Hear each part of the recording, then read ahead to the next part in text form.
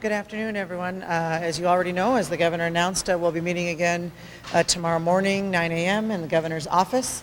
That'll be, we'll obviously update you as that goes along. I guess questions, we'll just open it up to. Is it technically possible to get things done, or you'd have, if you would reach agreement tomorrow, do you have to do lights on and come back later on to actually pass bills?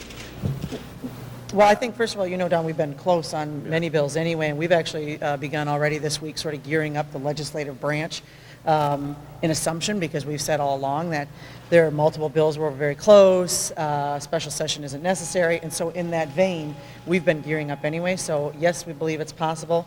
You may have to do some temporary funding in some areas, but you could actually pass several of these bills, and we've been working on those and gearing that up, and then you may have to do some for some of the bigger bills.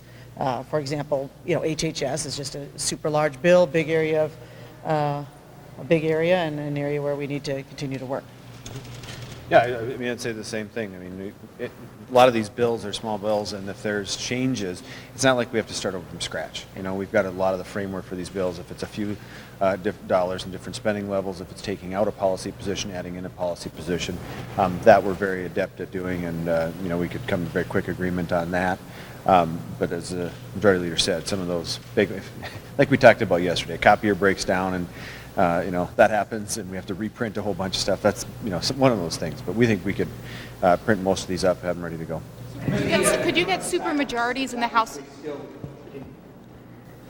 Could you get super majorities in the House and Senate here by tomorrow afternoon? Super majorities? Because if you would have the 3-day.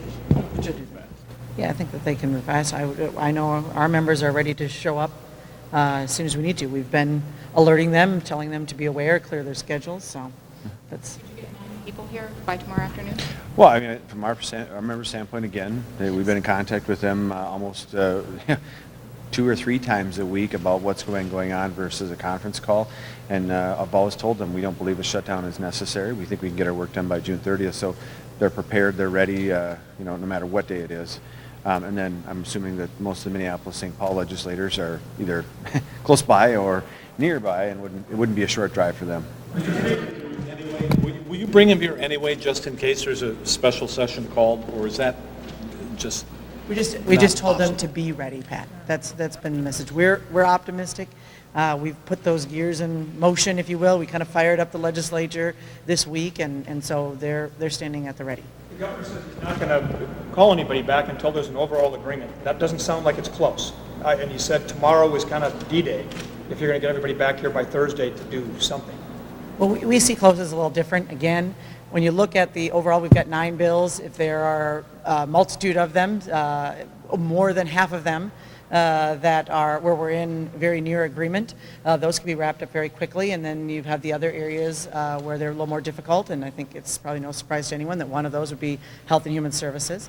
That's you can do a combination of some temporary funding and those other bills, and then just keep moving, Tom. But the revenue issue remains, and that appears to be the biggest stumbling block. And on that score, Mr. Speaker, are you any closer than you've been since the end of May? Again, that falls under what we're talking about in the room. So, we've maintained all along, as the majority leader said, we don't believe a shutdown is necessary. The budget we put together is the largest in the state's history. We can fund our priorities within there. If the priorities need to be adjusted so that everybody's happy, but everybody's unhappy, we're also willing to do that. The cone of silence remains in place, but for Minnesotans to see that you're not going to be working tonight and coming back tomorrow morning, because The legislature will be working tonight. Yeah, Jeff. correction, there won't be any meetings between the leadership and the governor. Can you tell people if things are going well, if things are going badly? I'm sure there's a lot of people who are wondering, okay, the cone of silence, however, what's happening, what's going on? People should feel very optimistic when they look at the K-12 bill, 40% of the budget. We met the governor's number. We've agreed to that. I mean, that seems like a very reasonable position.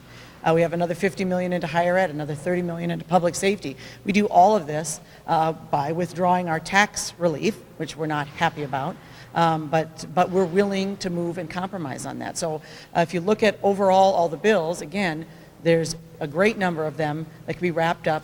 They could be wrapped up tonight, they could be wrapped up tomorrow morning, we could be voting on them tomorrow afternoon to the question.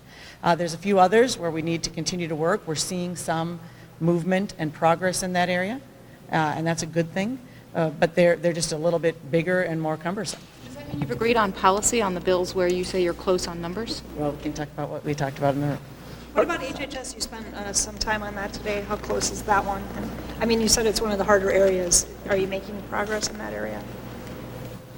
sure.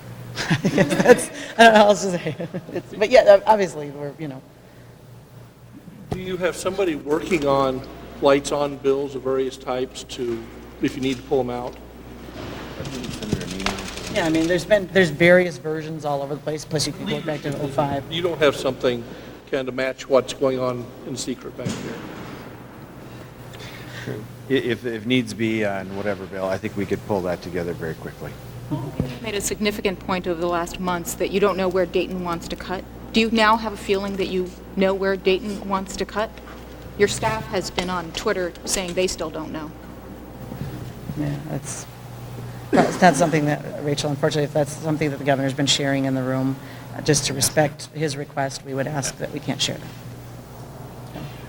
It's about the court, the judge ruling that the court should continue operating. Do you have an update for us on that, Tom? Right. We've been. Our focus has we've been working getting on this the budget done, Well, so. the judge ruled that the court should continue operating, so even if there's a shutdown, is that a good thing or a bad thing? Well, I guess for the for the courts, that's a good thing. For Minnesota,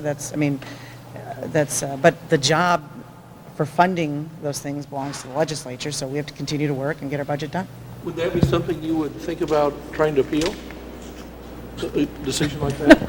Right now, we've got our hands full with the budget done. I'm not thinking about appellate court. How frustrated are you guys right now? You seem just kind of frustrated, flustered. I don't think frustrated. I think that we've, had some good progress. I just, sorry, I feel like we're maybe frustrating you all because we can't answer some of these. I know, and so I'm sorry about that. It's touchy. But you'll know all eventually. When? It'll be very, Well, speaking of that, will you be releasing documents that you've been trading back and forth when this is all over, so public can track where you've been? I mean, in some of the cases, I don't know that they're anything on paper necessarily versus, well, what about this and what about that? So, again, once we come to agreement on these bills, we will do like we did with our conference committee reports. We'll post them up on the internet. Everybody could see before we take the votes. You'll be able to read them in great detail. The HHS one will probably take quite a bit of time, but we'll be prepared, as we always have been, to make sure that everybody, before we vote on them, gets a chance to read them. The public gets a chance to see them as well. But you won't commit to posting any documents or releasing any documents that are involved in this cone of silence part of the negotiations? Well, again, whatever we vote on, and whatever the governor's going to sign, absolutely will become public. That's exactly what we have said, I think probably within, the entire legislative process. That's where we're going to go forward, so. sorry everyone, we're going to run to, we are, that's. Literally yeah. right now. So, thanks everyone.